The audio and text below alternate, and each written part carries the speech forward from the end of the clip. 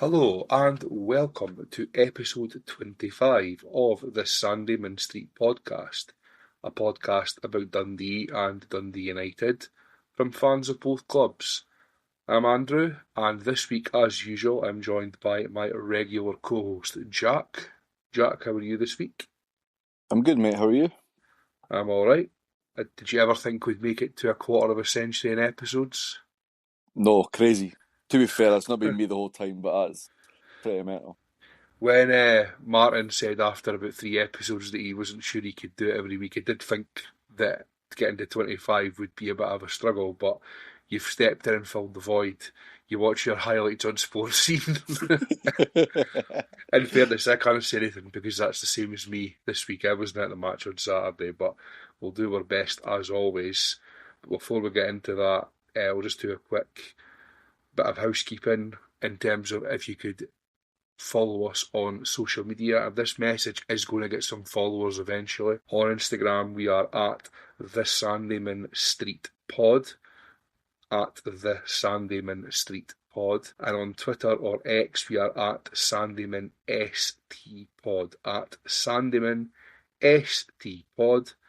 We're also on YouTube. You can find our YouTube channel through the link tree on our socials, and you can also just type in the Sandeman Street podcast, it'll probably come up. Subscribe to our channel if you can. Leave a like on the video, it will be muchly appreciated. So, Jack, with your watching of the highlights, tell me about United's 1-1 draw with Hibs. What was the game like? Did United deserve to win? Did Hibs deserve to win? Was a draw a fair result? What is the outcome of that? Watched the highlights, so I can't say about the whole match. But looking at the highlights, I think both teams had their chances. I think United rode their luck at times. Looking at the highlights, Hibs got in a couple of good positions, just weren't able to take their chances. I feel like we're really easy to get in behind. I noticed that in the Celtic game as well. Boys were getting behind our defenders a lot. And it was leading to opportunities, and luckily they weren't able to take them.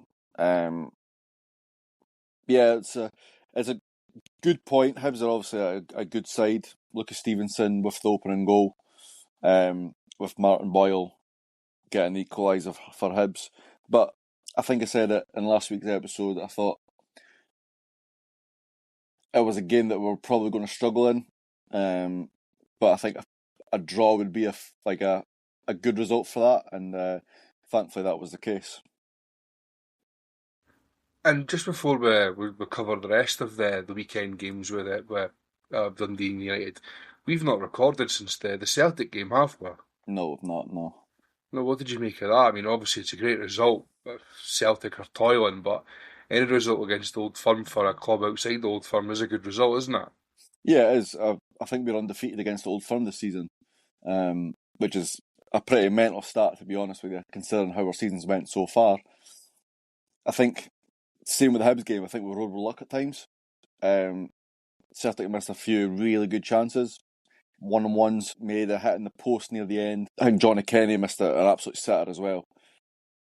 But yeah, I think first half we were poor with that one, and second half we came out and put a bit of pressure on them, and they've crumbled. And Sapsford with a really good goal. Kerestes manages to slot it in from a corner, I believe, and managed to hold out on for the victory, which is nice. It's good to see because we've not had the best run recently, and I was quietly confident about that game.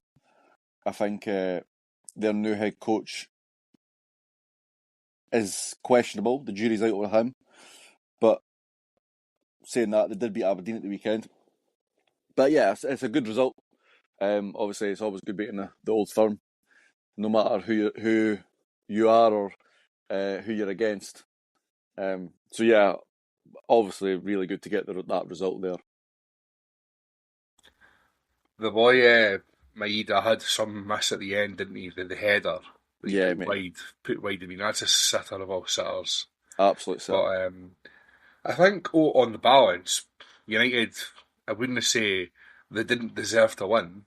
The didn't really turn up in the first half. Celtic were good in the first half, got themselves 1-0 ahead, and then United came steaming out of the blocks in the second half and got their 2 goals. And then, I mean, Celtic had 2 or 3 chances.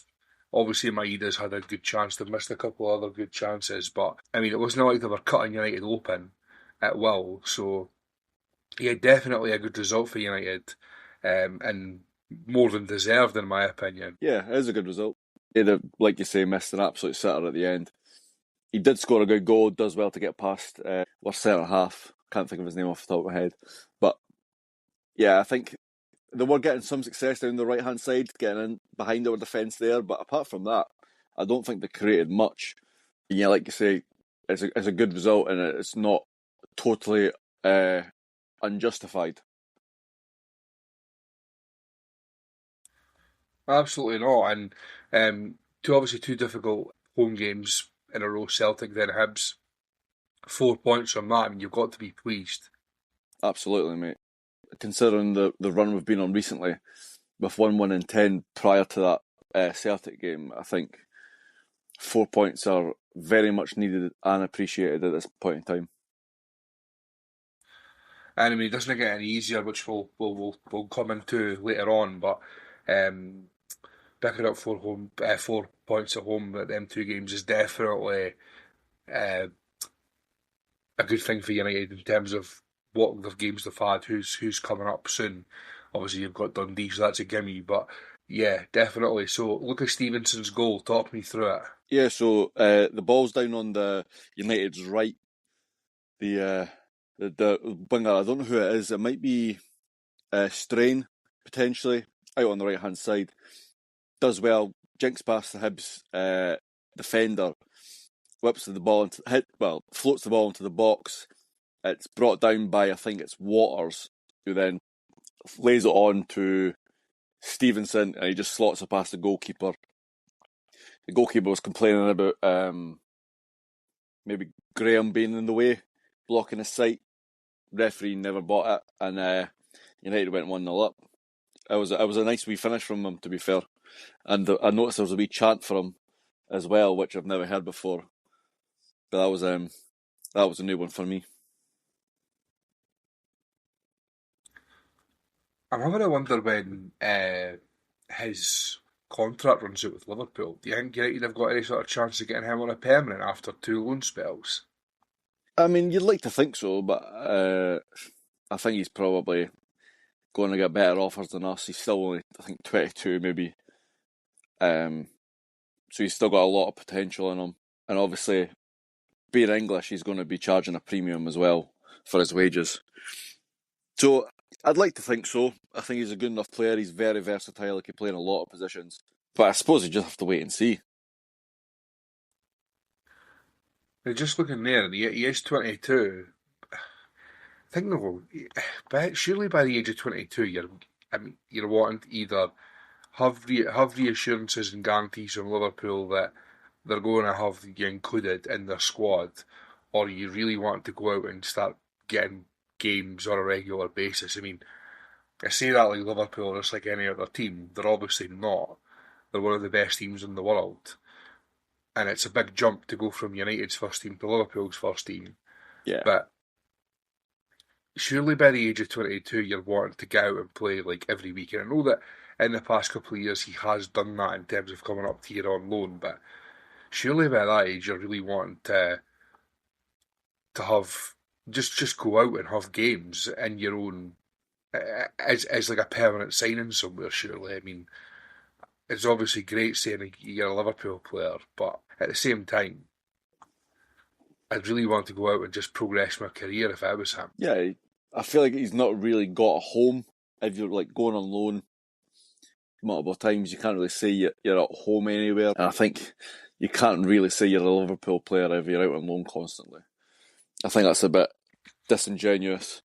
It's a bit like going back. I mean, the season before we had Owen Beck, he was on loan at Bolton and he was on loan in Portugal, and he didn't really play for either of the teams. And then he was obviously had a year with us. He had a good season with us, and in that time, he also got recalled for Liverpool and actually played a match, then came back again. And then last season, he had a good loan spell at Blackburn, which got cut short from injury, a bit like when he was at Dens. And this season, he's at Derby, and then up until about 2 or 3 weeks ago, he hadn't played. I don't know if he has played since then, but I was checking every so often to see if he was playing. I think he has been injured, but I mean that's what 4 loan spells in 3 seasons. It's not really. He'd be as well just going and signing for someone permanently and just getting out of Liverpool and going and starting his career, because I mean injuries haven't helped with Owen Beck. And if Owen Beck could really kick on, I mean he was far too good to play for us. He could have a right good career in England, in my opinion, and he's not going to play for Liverpool. He's probably not good enough to play for them. So go out and sign for a championship team and see if he could work his way back into the Premier League with another team, and be a permanent signing and be a constant for 2 or 3 or 4 seasons with the same team. See, this is what I just think with when you're seeing all these young Scottish players, and I know that it's kind of become a bit more regular since Brexit, and all these young Scottish players who are going down and signing for English teams and just getting lost in their academies. It's no good for our national team, in my opinion, because these English teams can afford to come up here and spend 500 grand, 1.3 million or whatever it is they're signing players for. It's pocket change to these English clubs, and just take chances, throw them into their academy and see how they go on. Whereas you see, like, the proof's in the pudding, where if you look at the current Scotland team just now, how many of the players in it have come through SPFL teams? So if you were to look at the team that started against Denmark, you've got Craig Gordon in the goal. Now, obviously, Craig Gordon's in his 40s, but started at Hearts, learnt his trade at Hearts. The right back, Hickey, it's the same. Hearts, went away and made a career for himself in Italy, now he's at Brentford. The centre halves, Hanley, he made his name in England. He's now finished his career here. And who played alongside him? McKenna, Aberdeen, Robertson, Queen's Park and United. And then you move into midfield, McGinn, St Mirren and Hibs. Who else was playing? McTominay, fair, he's English. McTominay is obviously English birth. He worked his way through at Man United, so fair enough. Who else played? Christie, Inverness, Celtic, Aberdeen on loan, yeah. Lyndon Dykes, Queen of the South, Livingston went away down south. So I can't remember the rest of the team off the top of my head. Ben Doak had a couple of games for Celtic, and then he went away and signed for Liverpool. And I mean, he's obviously exceptional, so the exceptional ones will find their way.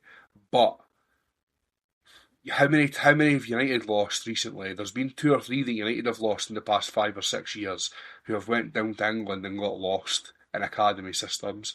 I could think of a couple off the top of my head. The boy that went to Aston Villa. Kev Smith. Yep.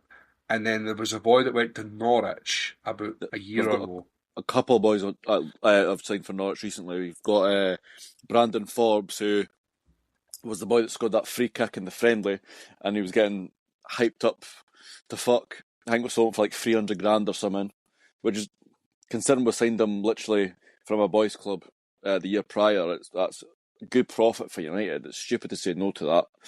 But we also sold the boy Alan Domaraki there as well.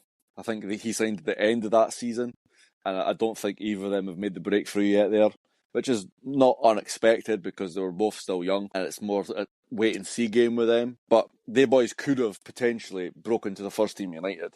Brandon Forbes was on the cusp of the first team here, and he's decided to move down to England and play in their under-18s, which, no offence to Norwich under-18s, but I don't think it's anywhere near the level it would be the Scottish Premiership, despite what we say about the league. But what you're saying there is the wait and see.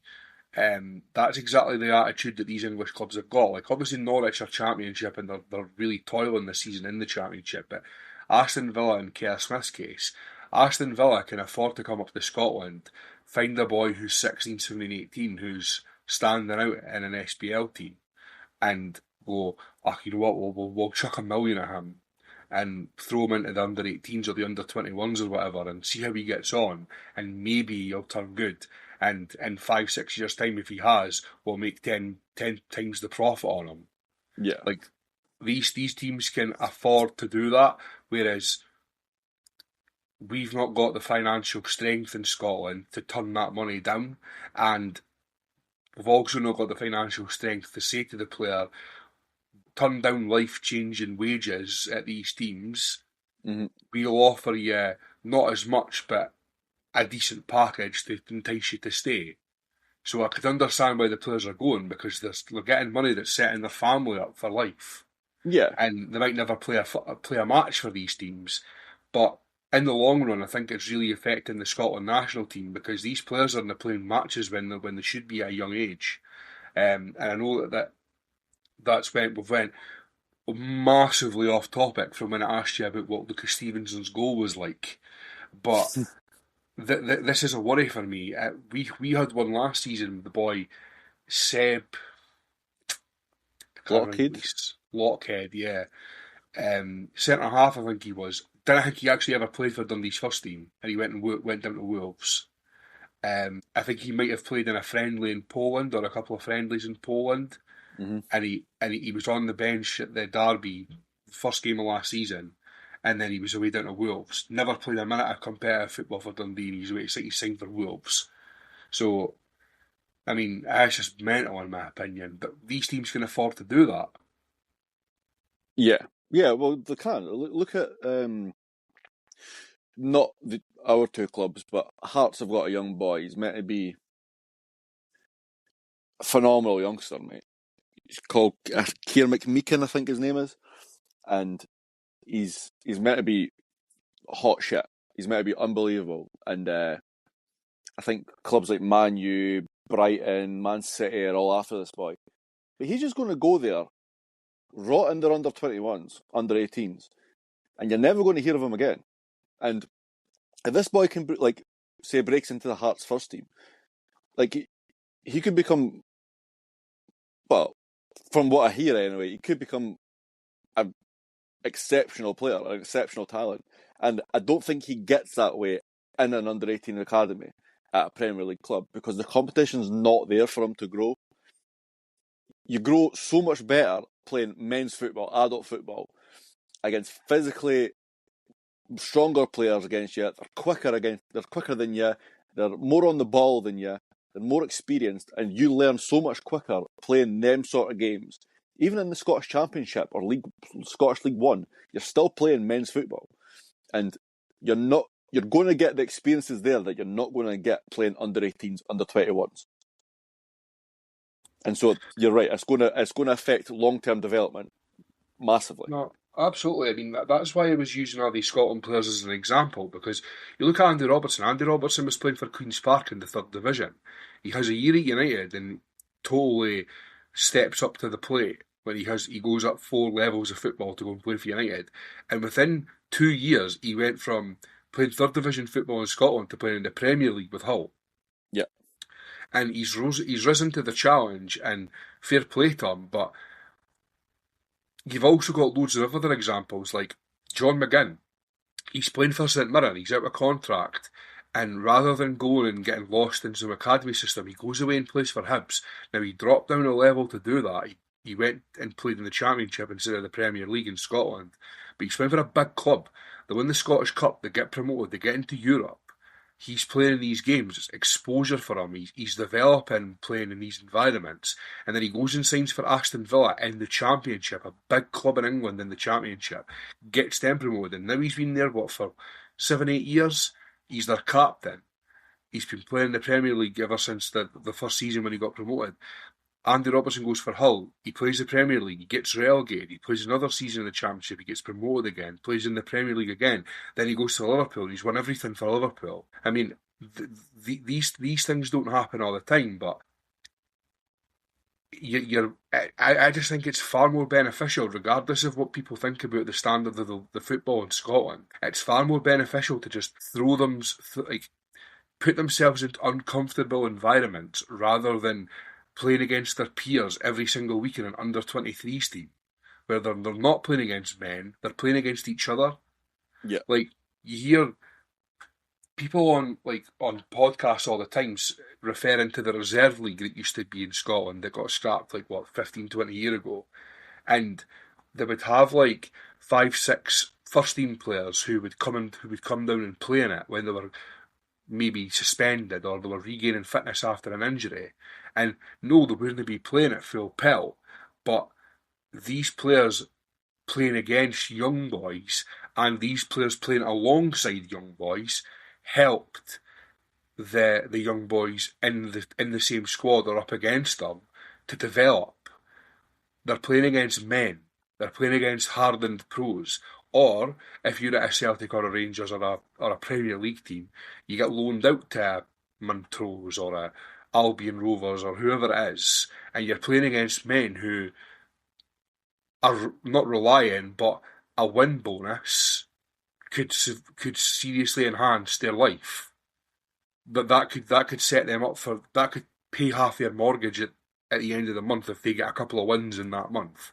So they're playing for win bonuses. They're playing in front of crowds. It's all exposure, and it's helping them develop as people. So I'm all for people going out on loan, people playing in Scottish football for longer, people going down England when they're a wee bit older and going into a first team environment straight away. So getting 100 games under their belt in Scotland and then going down to the Championship in England and working their way into the Premier League or going to a lower league Premier League team and a lower half Premier League team and working their way into that way. But anyway, we've digressed miles away from the original topic. A good result for United at the weekend there. Yeah, mate. Just a good week in general for United. Definitely. Yeah. You can't ask for much more, to be honest. The same can't be said with the dark blue side of things. So, as I said at the beginning of the podcast, I wasn't actually at the match on Saturday, but it went exactly the way that I thought it would go.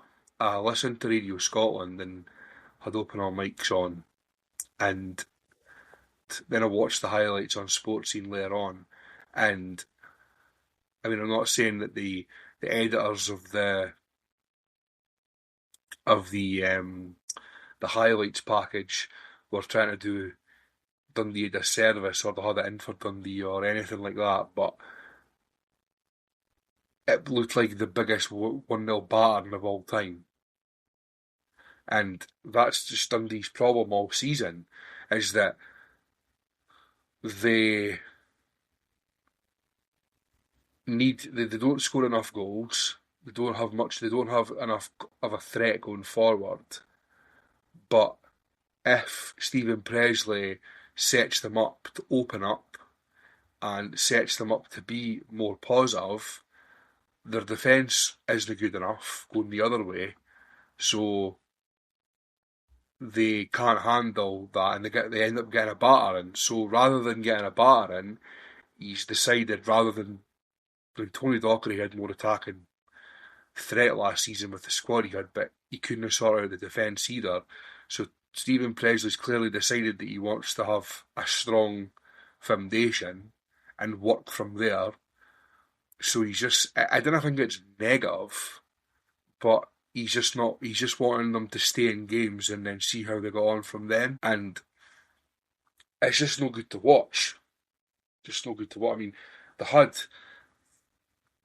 one or two chances at the weekend where they looked likely. The Charlie Riley one where he gets slipped in, and he just didn't seem to have the confidence to really go at the goal. Like he could see as soon as he gets the ball, he's thinking, "Oh shit, what do we like?" Rather than just getting the ball and he knows what he's doing. He's not got any confidence within himself to really grab that opportunity by the scruff of the neck and score a goal. He was one-on-one with a defender in the 18-yard box. But you thought, as the game was going on, as the second half especially was wearing on, you're thinking, we might get out of here with a point. And to be honest with you, a point away at Motherwell at the moment is a good result. And they were 10 minutes or so away from getting that. But The goal that they conceded is just an absolute disaster. I mean, the boy standing in the middle of the box, unmarked. The centre half's probably Luke Graham's was the closest to him. He's probably holding a decent enough position. You'd really imagine your centre midfielders had to track him. You're a Digby or a Callum Jones or whatever, a Danda, to track him into the box and even just make sure he doesn't get a clean header. But Luke Graham kind of tries to get out to meet the cross, misses it, and it's really quite a strange looking header. I don't know if you've seen it. Into the bottom corner. John McCracken probably isn't expecting it, to be honest with you, because of just how strange the header was. Just can't manage to get there. And yeah, we end up getting beat 1-0, but it's a worry, it really is. I did say a couple of weeks ago that we had this was kind of the tricky game out of the four that we had coming up. We were away to Livingston, away to Motherwell, and then at home to Falkirk and Killie. And if you could have taken anything from this one, it would have been a bonus. But you're wanting at least 5 points from the game in Livingston and the 2 home games. So yeah, we didn't get any points, any bonus points from that game. But it looked like we might just manage to keep through and get one. I don't know if you've seen anything. What's your thoughts on it, if you have? Yeah, mate, I watched the highlights. Like you say, the highlights made it look like it was the biggest 1-0 battering you've ever seen. I think Motherwell were really wasteful with their chances. I think they had a few really good chances, to be honest with you. And if they hit them on target, it honestly could have been about 3, 4, 5 goals. Kraken made a couple of good stops, and then he just somehow, it's almost as if he's just lagging behind when the header for their winner gets hit. It's not a powerful header. He's just placed it neatly, and McCracken dives for it, but he's close to it, but he's nowhere near it at the same time. It's a really strange one. Yeah, and Dundee highlights wise, he had a couple half chances. The Charlie Riley one you mentioned, he's just not composed really. It's a really good ball by Dre Wright actually, in behind. And apart from that, I don't think you really offered much at all. So yeah, that's worrying. Obviously, Motherwell are flying at the moment, and getting anything from that game would have been a good result for Dundee. But you've just got to hope that with your home game against Falkirk coming up, you can get a point there instead. Dundee haven't won an away game yet this season. You're starting to, obviously the home form hasn't been too bad actually, but if you're not getting any sort of wins on the board away from home, then you start putting so much pressure on yourself at home to get your points tally boosted. And I mean, they've got these 2 home games coming up. They cannot afford to lose either of them. They just cannot afford to lose either of them. Now, I know that Falkirk are nowhere near relegation trouble at the moment, but Falkirk are a team that Dundee should be looking to beat at home. I don't care what anyone says. They'll probably be comfortable mid-table. They might just miss out on the top 6. But Dundee should be looking at Kilmarnock, Livingston, Falkirk, St Mirren,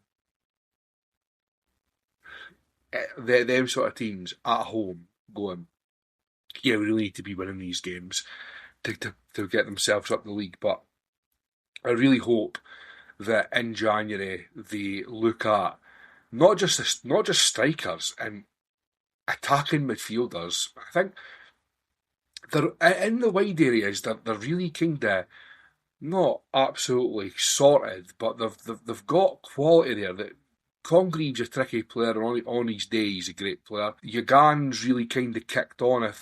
When he first came, I thought he was a bit of a one-trick pony, but he has gradually improved as the season's progressed.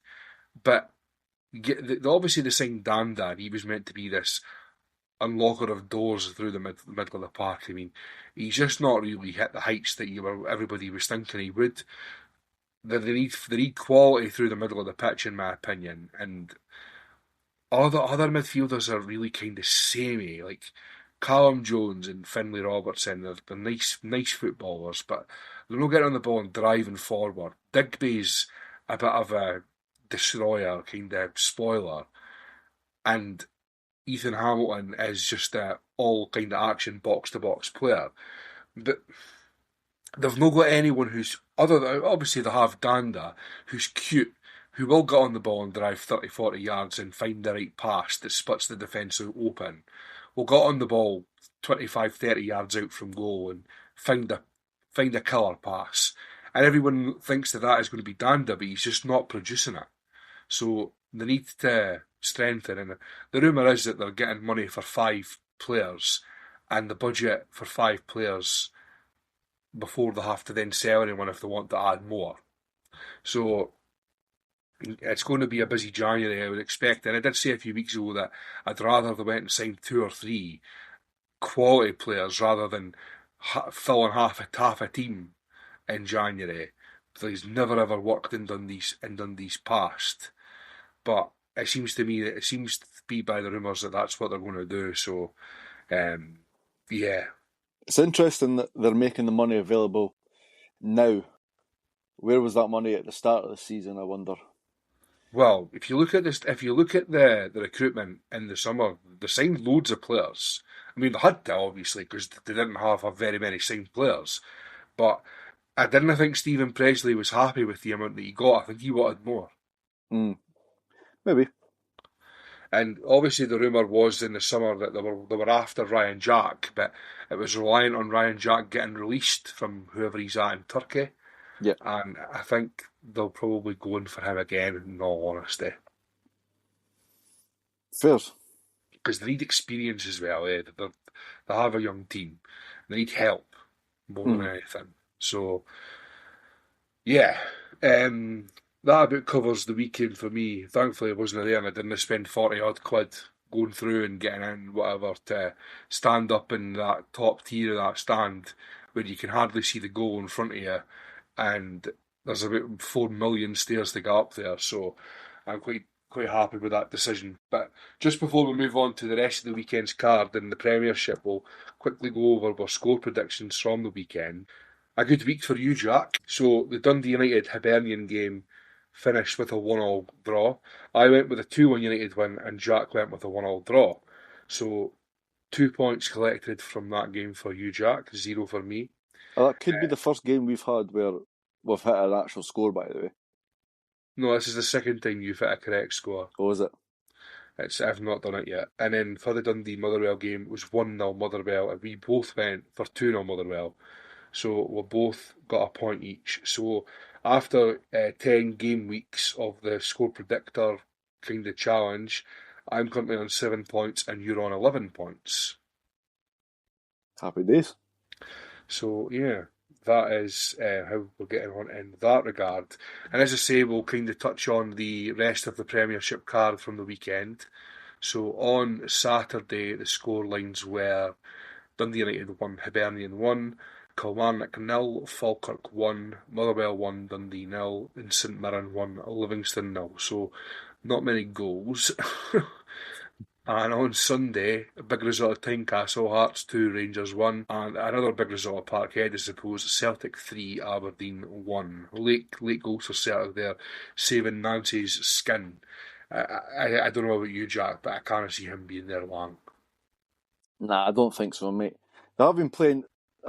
you've seen passages of play where they've looked okay, but I just don't think the players are buying into it, and I think he'll be gone by end of season, potentially. Did you see his quote from, I think it was during the week, he said something along the lines of, I know Scottish football really well. I almost signed for Carlisle when I was a player. Mental. That's baffling. That's crazy, mate. That's really baffling. It doesn't make any sense for a start. That's like me saying, oh yeah, I know American football really well. I nearly went on a holiday to Cancun one time. Crazy. I know American football, like American soccer really well. I almost signed for Vancouver Whitecaps. Yeah. Well, they play in America right enough, so that's probably... Yeah, true. Anyway, yeah, we'll move on. As I say, it's not getting really any easier for United. This weekend, they're at Tawdry, which is always a big game. It's what I've spoken about it before. I don't think it's a derby. You don't think it's a derby, but it is a bit of a rivalry. Yeah, Quarter to six kick-off at Pataudry, so it'll be prime time. They're great kick-off times. Not so great when you're away from home, right enough, but it's only an hour up the road with you reckon going into that one. Aberdeen have kind of picked up in the past couple of months, haven't they? yeah, mate. Tough game. I think prior to that, lost to Celtic there. I think they've not lost in 8 games in the league. Europe's a different matter. They've been piss poor in Europe, but in the league recently they have done pretty well, considering their start to their season. Tough game, mate. I think with it being a rivalry and no a derby, I think it's going to be quite feisty. It could be one of the ones where it's a scrappy 0-0 affair or there's goals galore, mate. They seem to be scoring fairly frequently just now in our defence. I still think it's really poor. I think we can do strengthening there in January, to be honest. As for our attack, we seem to be scoring goals. They seem to be conceding goals. So it could be a good game. I think obviously you're going to hope for a victory. I think you take a point now. I would take a point now. It's another point on the board. Gets us further away from that drop zone, which I'm not so looking at now, but it's still something in the back of my mind. And yeah, it'll be interesting to see how we get on. It's one of the ones where it's got the what's the word I'm looking for? Like it's got the potential to be a really, really good game, like a 2-1 or a 3-2 or something, or a 3-all, 2-all, or it's got the potential to be a 1-0 and boring. Yeah. What was the score when United beat them at Tannadice? 1-0. Was it 1-0? Yeah. Yeah. United gave them a bit of a doing though, didn't they? Yeah, I'm pretty sure. No, sorry, it was 2-0 United. Yeah, 2-0, but yeah. yeah, I thought it I was think more than 1-0. I think United did pretty well. That was when Aberdeen were rubbish though. They hadn't scored a goal in about 10 games or something. And they scored about 4 in 10 minutes against Dundee at Yeah, exactly. Yeah. Sounds about right. But yeah, mate, it could be a close game, could be an absolute battering for either team. Jimmy Fallon's very much a man of purple patches. Oh, 100%. That's such a good way to describe him. Yeah, he's either going to be winning for about 12 games in a row, or he's going to be losing 12 games in a row. There's no in between. And they're on that run just now where they're getting results against pretty much every team. So we've just got to hope that we can put a stop to that on Saturday. It's been a while since United have won at Pittodrie, isn't it? It seems to be a very home-dominated fixture. It's a bit like the Aberdeen Hearts fixture where the home team tend to win. It's very much like that in the United Aberdeen fixture as well. Well, that's what it seems on the outside anyway. I feel like last time I remember winning there was first game of the season. We beat them 3-0 and Chris Erskine scored a couple, I think. So that would have been what, 2014, 2015, something like that. Correct me if I'm wrong, but I think United have won there. I'm pretty sure they won there during COVID. Potentially. Did United have like a really, really rotten purple away kit? Yeah. They were wearing that, I think. Oh, maybe. It kind of rings a bell, to be honest. Yeah. But yeah, like that's still, 5 years ago, potentially, probably. So it has been a while since we've got a good result there. But yeah, you've always got to have hope and just hope that it's one of the times where you get that result. It was 5 years from that result, 5 years to that game before with Chris Erskine, so there's no reason it can't be another one now. And you've never been to Pittodrie, have you? I've not, no. No, look at you. Yeah. I actually really want to go, but Yeah. Just take it off the list. Well, you should get yourself up there the next time United are there. Yeah. Is it one of the ones where it's hard to get a ticket? I think it is, yeah. Maybe not then. Well, you probably know more than me. Well, I mean, I don't know how United's ticketing process works. No, I mean, like, Dundee sell out quickly if it's Aberdeen? No, Dundee wouldn't sell it at Aberdeen, no, but I think United tend to, do they not?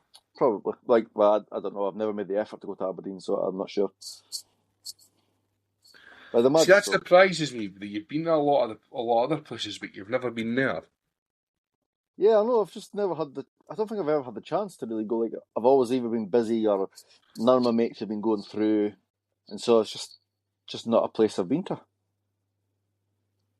Yeah, Well, United are going there, which is obviously a very tricky game, and then midweek, I'm not even going to ask you who they've got in the midweek. United have got the mighty. United have got Livy. Livy, that's Oh, staying in, by the way. yeah, that's fine. I can go. I might go to that game actually. I mean, you only live about 15 minutes away. Exactly, I might go. Well, you'll That'd be get a a good ticket for that because Livy have got about 9,000 tickets that they're going to sell. one. Yeah, exactly. So get yourself onto that. Could be in between Christmas and New Year kind of treat for you, watching United play Livy on the plastic pitch. Yeah. I think I went last time we were there, and I think we drew 1-1. So it was pissing down with rain. Well, it was pissing down the rain when I was there last week. To be fair, it always pisses with rain in Livy.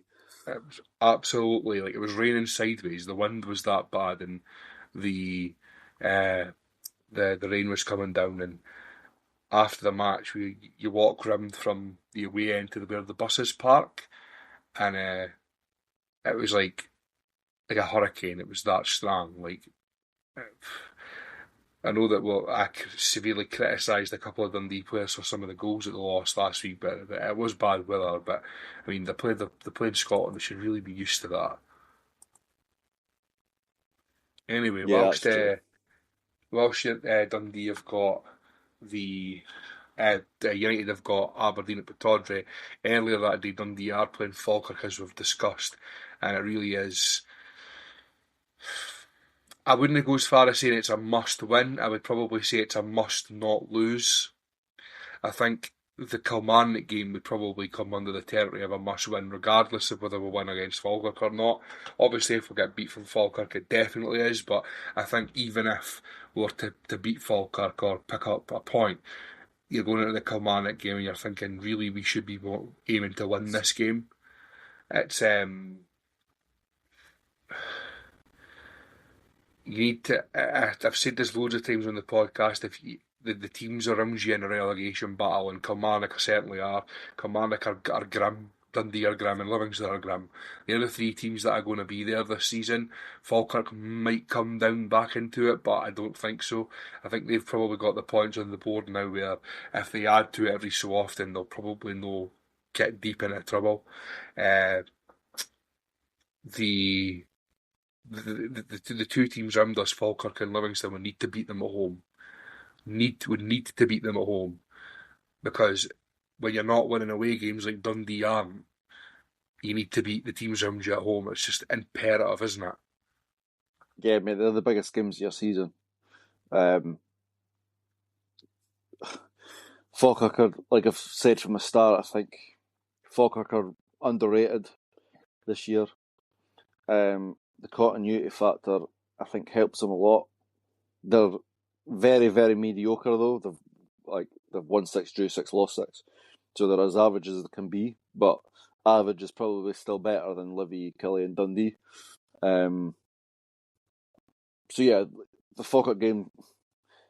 Ideally, you don't lose that game because it puts a lot of pressure on you. Livy have got a game in hand on you as well.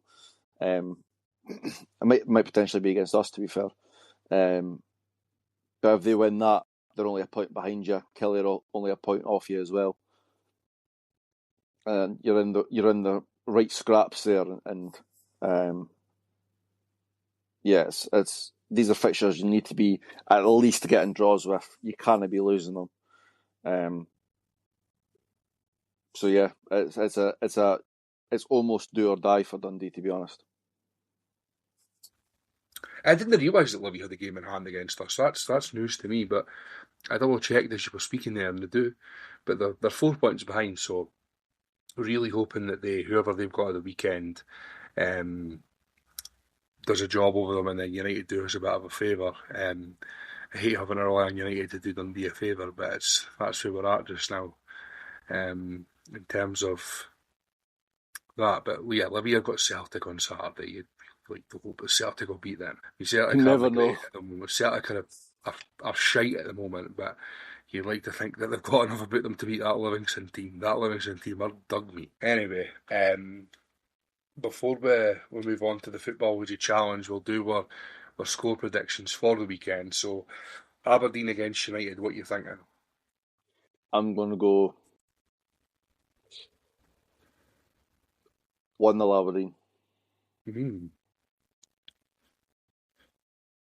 I'm going to go 2-1 Aberdeen. I think that's the first time I've ever backed United to get beat. Yeah, probably. We'll end up pumping them 3-0. And then for the Dundee Falkirk game, I'm going to go 2-1 Dundee. What are you going to say? Falkirk at home, eh? Or Dundee at home? Dundee at home. Dundee at home. I'll go 1-0. Okay. I'll get that put into the spreadsheet. So that moves us on to the Futbology Challenge, which this week we actually do have 3 games. And when I logged into my Futbology this morning to check if I had any games and seen that I only had one, and it was some 20 odd year ago, I was really beginning to have my doubts on whether Martin and Jack would have games, purely based off the fact that I've got like 700 and odd and neither of them have near that. We do have 3 games. So if you're listening on YouTube, as you can see now, my game was from the 22nd of December 2001. A nice 5-year-old Andrew at that match. It was a 2-1 Dundee defeat against Kilmarnock at Dens, a crowd of 6,342, and the managers were Ivano Benetti and Bobby Williamson. Dundee team lineup that day. See if you can remember any of these names, Jack, for both teams. So, Dundee's lineup: Jamie Langfield, Massimo Bagetto, Walter Del Rio, Barry Smith, Fan Z, Javier Artero, Beto Carranza, Temuri Kitsbaya, Gavin Ray, Kiko Torres and Fabian Caballero. And on the bench, Julian Sperone, Dave Mackay, Alessandro Romano, Stephen Milne and Beto Nevada. For Kilmarnock, Gordon Marshall, Freddie Dindaloo, Kevin McGowan, Gary Hay, Alan Mahood, James Fowler, Peter Canero, Ali Mitchell, Stevie Murray, Paul DiGiacomo, Craig Dargo, Antonio Calderon. So this is the bench now. Antonio Calderon, Chris Boyd, Craig Sampson, Jesus San Yuan, and Gary McDonald. The scorers were Ali Mitchell 21, Gavin Ray 48, and Stevie Murray on 58. Now, I'm at 5 at this game, and I'm not even going to try and kid on that I remember anything about it. But what about the team lines, Jack? What do you make of the team lines? Actually, it completely slipped my mind that Clangers was Dundee's goalie. Came through at Dundee. Did he? He came through Dundee's youth system, yeah. All right. Well, there you go. Yeah, mate. Some actually quite good players in there. You've obviously got your Sperone on the bench, which is surprising. I wonder if he just signed for you at that point. You had Chris Boyd on Kelly's bench. Couple of good players in there. Gavin Ray, he was all right. Barry Smith, all right. Yeah, some names there that I recognise, some that I didn't have a clue about. But yeah. So this would have been the first season I had a season ticket. And obviously, I think it would have been the first season that I got the Panini sticker album. Mm. And one of the things I always remember about Kilmarnock as a Bairn was they had, for years and years and years, they always had Gary Hay and James Fowler. Yeah. They were at Killie for donkey's years, they two, were they? Yeah, a long time. But anyway, that's a 2-1 defeat for me. Moving on to Jack's game. So, Terrible. I did have a bit of a laugh when I seen this game. So it was from the 22nd of December 2007, and judging by Jack's goldfish memory, I can't believe you remembered you were at this game because it was that long ago. Yep. So anyway, it was from Tannadice. It was a crowd of 6,304. Dundee United 1, Gretna 2. So the managers were Craig Levein and Davy Irons. Go through the United team first of all. Ewan McLean, Darren Dodds, Gary Kenneth, Sean Dillon, Stuart Duff, Barry Robson, David Robertson, Margaro Gomez, Prince Bobbin, Willow Flood, and Noel Hunt. And on the bench, Gregors Shamatolski, Sean Fleming, Craig Conway, Greg Cameron, Mark Kerr, Jordan Robertson, and Ryan Dow. And on the Gretna team, Tony Craig, David Cowan, Chris Innes, Aurelius Collin, Evan Horwood, Nicky Dever-Dix, Paul Murray, Gavin Skelton, Fabian Yantorno, Henry McKinwa, and Kenny Duker. And on the bench, Greg Fleming, Craig Barr, Brendan McGill, Alan Jenkins, Ryan McGuffey, Fraser McLaren, and Micah. The scorers were Kenny Duker 12, Noel Hunt 29, and Nicky Dever-Dix 42. So Jack, discuss. Well, I think my memory of this game must be off because I was convinced Danny Granger played for Gretna at this time. But I remember the game. What I remember of the game. I was in the shed. Gretna brought about 20 fans, and yeah, and Gretna were our bogey team. We couldn't beat with Gretna to save ourselves. And yeah, it was just one of the games. United. I was like United versus St Johnstone in that 2014 season when we lost the cup final against them. Just couldn't beat them, and that was the case with Gretna that season. They just had the better of us. I would be lying if I said I knew much else of the game. I thought it was Danny Granger. Obviously, it wasn't, but I seem to remember their fullback having a great game against us. But yeah, apart from that, mate, I don't remember much else, to be honest. Etna. Such a blast from the past there. It I also know, gives mate. me shivers the last time I was at Hampden watching Dundee. Anyway, moving on to Martin, who is the only person this week that picks up a point, but it is only a point. So, December 22nd, 2023, a game at Hampden Park with a crowd of 2,536. Queen's Park 0, Dundee United 0. The teams, the managers, this name, oh God. So the Queen's Park manager is called Paul Newton, and United's manager Jim Goodwin. The starting 11s for Queen's Park: Callum Ferry, Ben McPherson, Thomas Robson, Alex Bannon, Jack Thompson, Jack Spong, Jack Turner, Patrick Jarrett, Rudy Payton, Dom Thomas, and Louis Longridge. And on the bench, Barry Hepburn, Aaron Healy, Will Tizard, Cameron Bruce, Lewis Reed, Alex Fairley, and Callan McKenna. For United, Jack Walton, Liam Grimshaw, Declan Gallagher, Kevin Holt, Scott McMahon, Matthew Cujo, Glenn Middleton, Craig Sibbald, Jordan Tilson, Louis Moult, and Tony Watt. And on the bench, Jack Newman, Ollie Denham, Flynn Duffy, Kieran Freeman, Ross Graham, Kai Fotheringham, Declan Glass, Chris Mockery, and Owen Sturton. I didn't remember anything about that, do you? Nah, nothing, mate. No. Well, anyway, that picks up another point for Martin, so he extends his lead at the top of the league to 2 points instead of 1. So well done to him. Still tight at the top. Jack's a wee bit behind. I think you're on 12, so 6 points behind, but it seems to be peaks and troughs in this challenge. So there's still absolutely a way for you to get back into it. And maybe in the second half of the season you attended more games in your youth. Potentially. You never know. Anyway, that is all for this week's episode. Next week, I think we're going to record our Dundee Derby special. So we will cover the weekend's games, the Aberdeen and Falkirk games for United and Dundee. And we'll quickly look ahead to the midweek games. United at Livy and Dundee at home to Killie. And then it'll be full look ahead to the upcoming derby on the 3rd of January. So we'll have a bit of a special for that. Hoping to get Martin on. I'll hopefully get another Dundee fan on. And we will look forward to that. So, Jack, thanks as always. Thanks, mate. And we will see you next week for episode 26, the Dundee Derby special, take 2. Have a great weekend, everyone. Cheers. Merry Christmas. Merry Christmas.